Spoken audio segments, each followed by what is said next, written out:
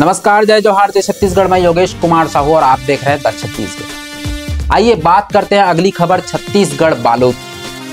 छत्तीसगढ़ बालोद से एक बड़ी खबर निकलकर सामने आई है। छत्तीसगढ़ के बालोद शहर के लीड कॉलेज में अतिथि प्रोफेसर रही डॉक्टर अर्पिता चतुर्वेदी, जिसको उम्र 43 साल बताया जा रहा है, फांसी लगाकर आत्महत्या कर ली। उनका शव दिल्ली राजरा के वार्ड क्रमांक 1 के बीएसपी क्वार्टर नंबर 7 में फंदे पर लटका मिला।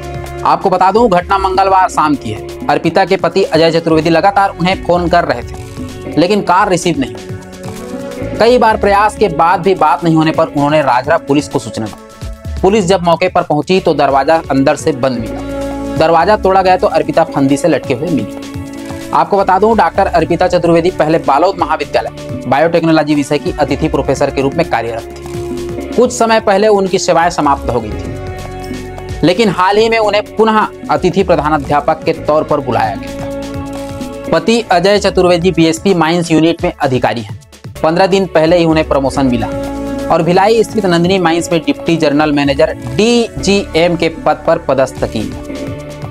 प्रमोशन के बाद वहां भिलाई शिफ्ट हो गए थे, जबकि अर्पिता दिल्ली राजरा में अकेले रह रही थी। घटना की जानकारी मिलते फॉरेस्टिक टीम को बुलाया गया। राजरा एसडीएम सुरेश साहू, सीएसपी चित्रा वर्मा और स्थानीय पुलिस टीम मौके पर पहुंची।